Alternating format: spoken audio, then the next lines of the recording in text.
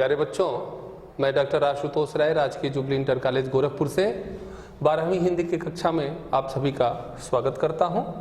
बच्चों, आज जिस शीर्षक पर आपसे वार्ता करने जा रहा हूं वह आपकी पाठ्य पुस्तक में पद्य खंड के अंतर्गत संकलित है। पवन दूतिका हमारा आज का प्रकरण है बच्चों। पवन दूतिका भाग 1 और इसके रचयिता हैं अयोध्या सिंह उपाध्याय हरिऔध जी। आइए बच्चों, आपको हरिऔध जी के जीवन परिचय से अवगत करा रहा हूं। आपके सामने एक छायाचित्र दिखाई दे रहा है, वह छायाचित्र हरिऔध जी का है बच्चों। आपका जन्म सन 1865 ईस्वी में आजमगढ़ के निजामाबाद नामक स्थान पर हुआ था। हरिऔध जी के पिता का नाम पंडित भोला सिंह उपाध्याय और माता का नाम श्रीमती रुक्मणी देवी था। हरिऔध जी की प्रारंभिक शिक्षा दीक्षा निजामाबाद में ही हुई।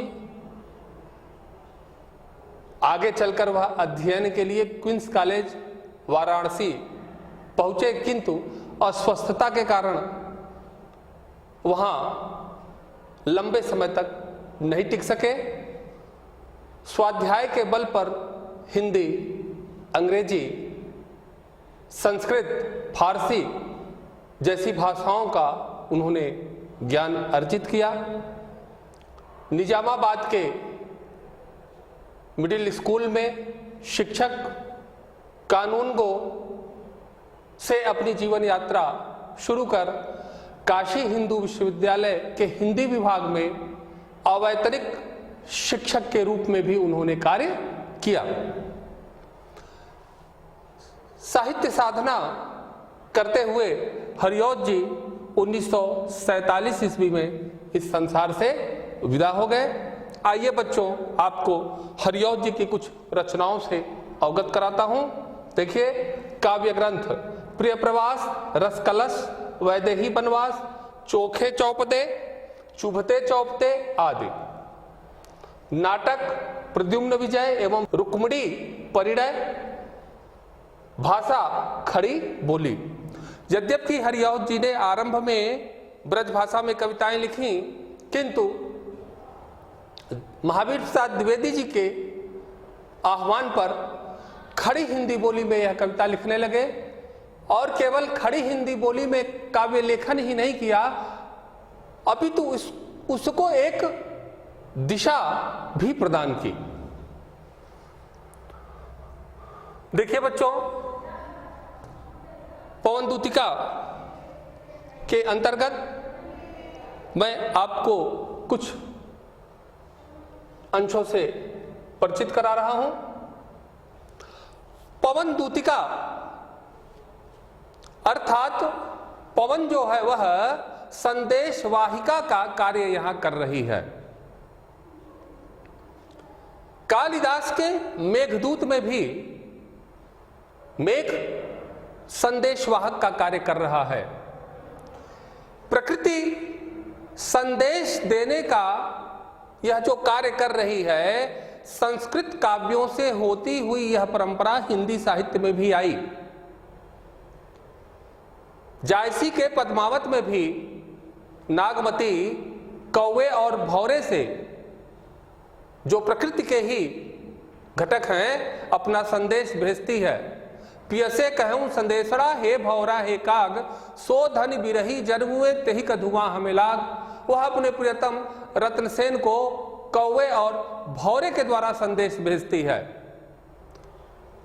भवानी प्रसाद मिश्र की कविता पिता की याद में वह भी बादल के द्वारा अपने पिता को संदेश देते हैं। जब वह स्वाधीनता आंदोलन के संघर्ष के दौरान जेल में रहते हैं तो घर की याद नामक कविता में अपने पिता को याद करते हुए वह बादल से कहते हैं, हे बादल, तुम जाकर मेरे पिता से मेरी कुशल क्षेम कहना कि भवानी जेल में बहुत अच्छे ढंग से रह रहा है, वह पढ़ता है, लिखता है जेल में, ताकि पिता को हमारी चिंता न हो। और अंत में लिखते हैं तुम बरस लो वे न बरसे, पांचवे को वे न तरसे, देखना कुछ बक न देना, उन्हें कोई शक न देना। अर्थात भूल से भी हमारे जेल की यथार्थ की स्थिति का वर्णन उनसे मत करना, बक न देना, भूल से भी जेल के यथार्थ स्थिति का वर्णन मत करना, नहीं तो उनको शक हो जाएगा। तुम भले बरस लो लेकिन उनके नेत्रों से अश्रु की धारा नहीं निकलनी चाहिए। इस प्रकार का संदेश भवानी प्रसाद मिश्र जी भी प्रकृति के माध्यम से, बादल के माध्यम से अपने पिता को भेजते हैं। यही परंपरा हरिऔध जी ने भी प्रिय प्रवास में ग्रहण की है। यह जो पवन दूतिका है उनके ग्रंथ प्रिय प्रवास का ही अंश है। प्रिय प्रवास महाकाव्य ही नहीं है अपितु खड़ी हिंदी बोली का प्रथम महाकाव्य है। तो आइए बच्चों, प्रिय प्रवास से लिए गए इस पवन दूतिका के अंतर्गत आने वाले महत्वपूर्ण छंदों से मैं आपको अवगत कराता हूं।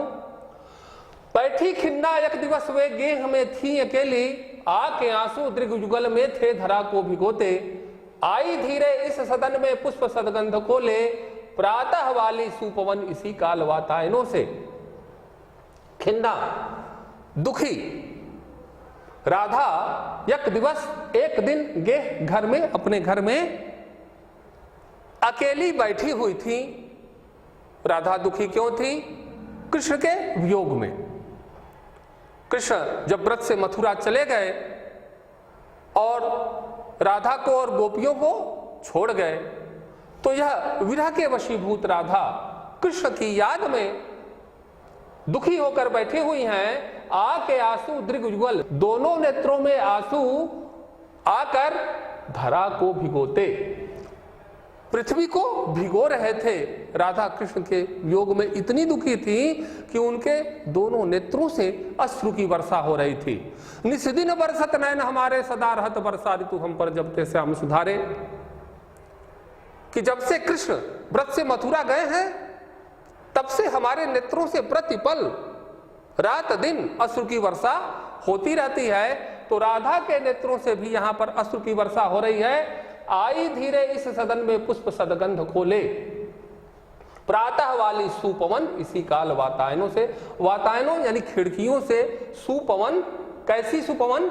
सुंदर पवन, प्रातः वाली, भोर की जो सुंदर पवन होती है, ताजी हवा और ऑक्सीजन की मात्रा इसमें सबसे ज्यादा होती है क्योंकि यह प्रदूषण मुक्त होती है। इसीलिए भोर की इस पवन को मलयानिल पवन भी कहा गया है। मलय पर्वत से जो पवन आ रही है वह मलयानिल पवन राधा के कक्ष में खिड़कियों से सुगंधित पुष्पों की गंध लिए हुए सदन राधा के कक्ष में धीरे से प्रविष्ट होती है, प्रवेश करती है। संतापों को विपुल बढ़ता देख के दुखिता हो, धीरे बोली सदुख उससे श्रीमती राधिकायो। प्यारी प्रातः पवन इतना क्यों मुझे है सताती, क्या तू भी है कलुषित हुई काल की क्रूरता से।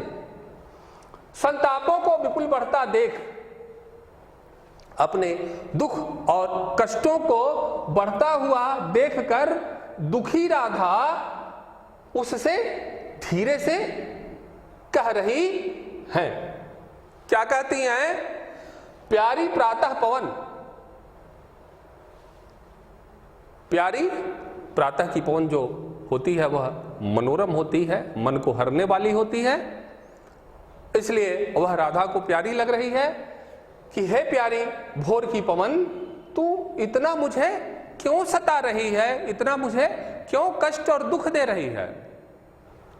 जैसे गोपियां कहती हैं कि मधुबन तुम का तरह तहरे विरह वियोग श्याम सुंदर के ठाड़े क्यों नजरे।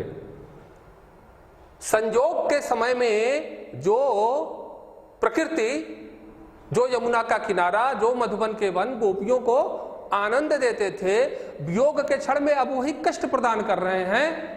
इसीलिए गोपियां कहती हैं कि बिनु गोपाल बैरिन भई कुंजय, कि कृष्ण के वियोग में यह जो कुंज की लताएं हैं वह शत्रु प्रतीत हो रही हैं।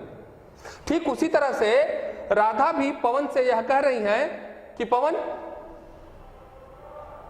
तू सुंदर तो है लेकिन इस समय मेरे कष्ट और दुख को बढ़ा रही है। क्या तू भी है कलुषित हुई काल की क्रूरता से। हे पवन, क्या यह जो काल का प्रभाव जो सबके ऊपर पड़ा हुआ है कि दुख में उसको दुख को दूर न करके अपितु लोग उसके दुख को बढ़ाने में लगे हुए हैं, कहीं ऐसा तो नहीं पवन तू भी इसी क्रूर काल से प्रभावित हो गई है? आइए अगले अंश में देखते हैं बच्चों।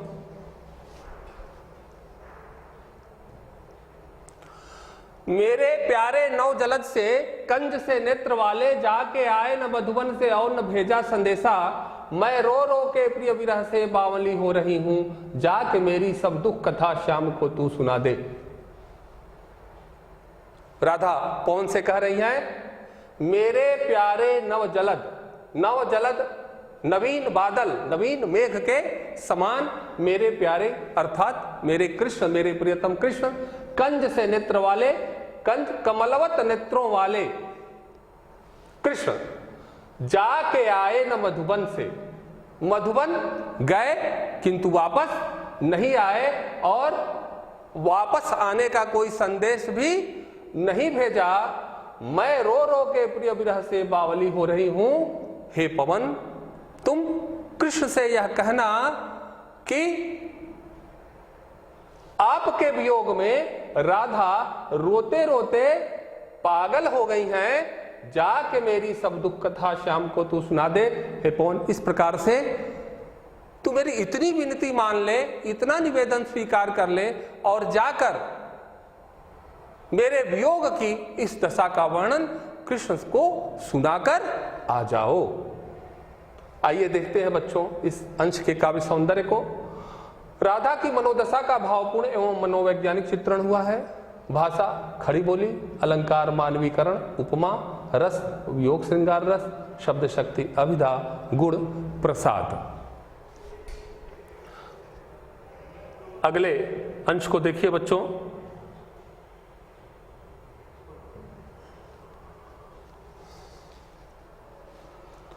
जाते जाते अगर पथ में क्लांत कोई दिखावे, तो जाके सन्निकट उसकी क्लांतियों को मिटाना, धीरे धीरे परस करके गात उत्तापक होना, सदगंधों से श्रमित जन को हर्षितों सा बनाना।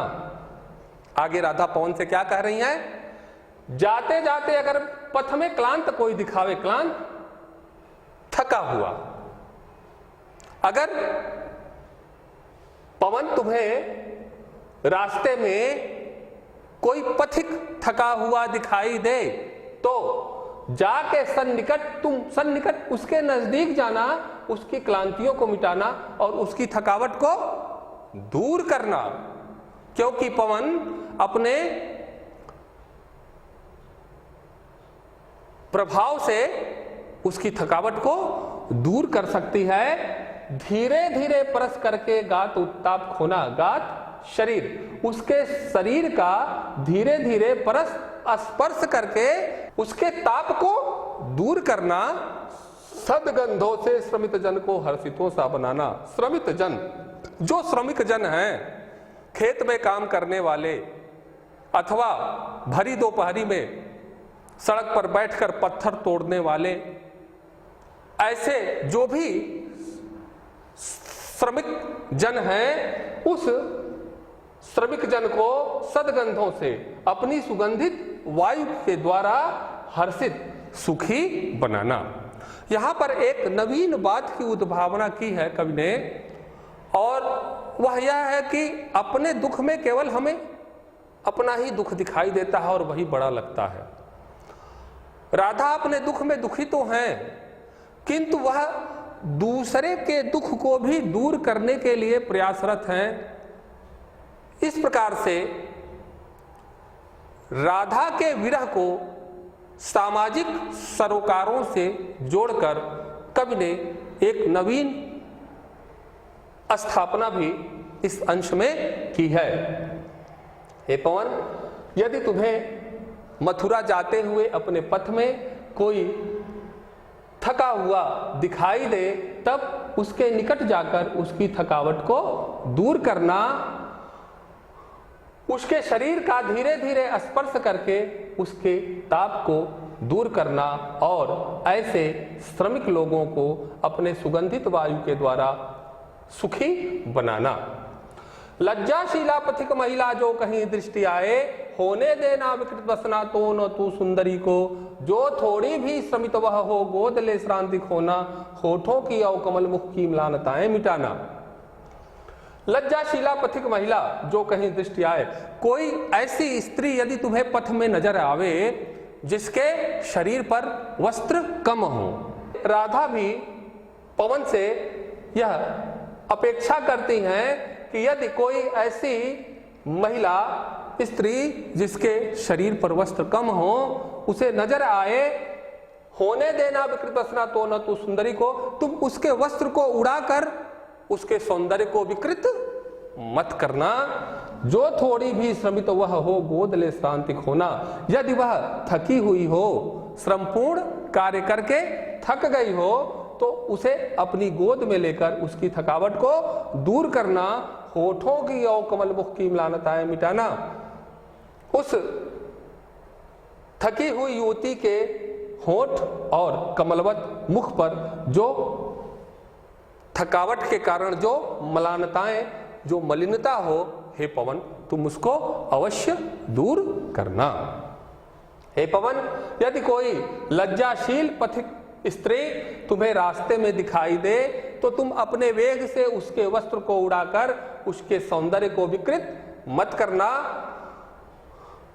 और यदि वह श्रमपूर्ण कार्य करते हुए थक गई हो तो अपने गोद में लेकर उसकी थकावट को दूर करना, उसके होठों और कमलवत मुख की मलिनताओं को मिटाना।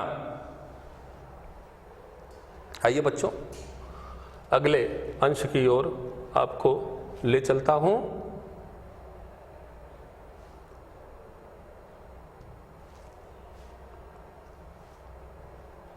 आइए देखिए, कोई क्लांता कृषक ललना खेत में जो दिखावे, धीरे धीरे परस उसकी क्लांतियों को मिटाना। जाता कोई जलद यदि हो व्यम में तो उसे ला, छाया द्वारा सुखित करना तप्त भूतांगना को। कोई क्लांता कृषक ललना कोई किसान की पुत्री खेत में काम करते हुए क्लांता थक गई हो, धीरे धीरे परस उसकी क्लांतियों को मिटाना। तो तुम धीरे धीरे उसका स्पर्श करके क्लांतियों, उसकी थकावट को दूर करना।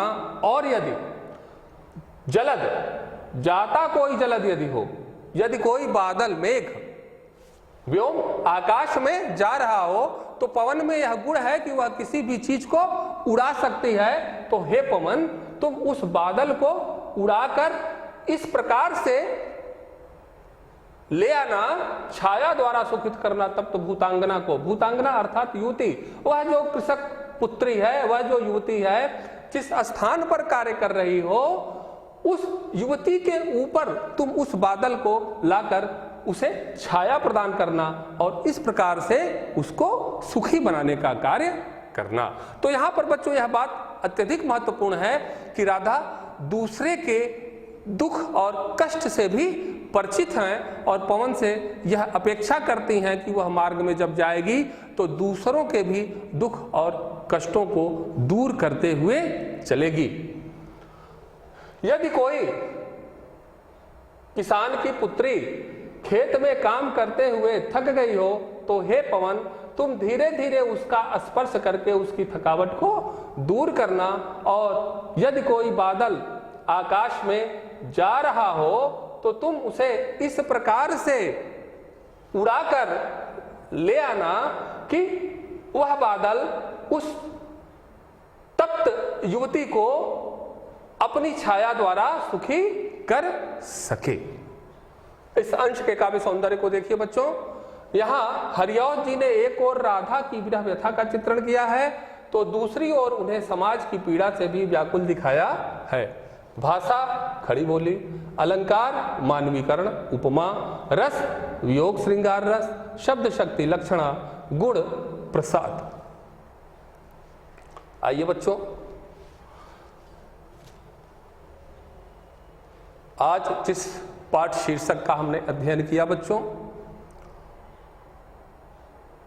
आप राधा के विरह से परिचित हुए और साथ ही साथ आपने यह देखा कि राधा कैसे अपने दुख में समाज के दुख को नहीं भूल रही हैं।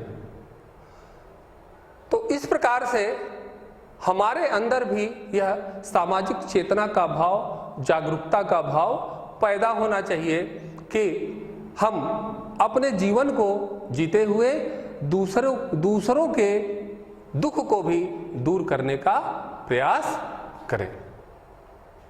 इन्हीं शब्दों के साथ मैं अपनी वाणी को विराम देता हूं। बहुत बहुत धन्यवाद बच्चों।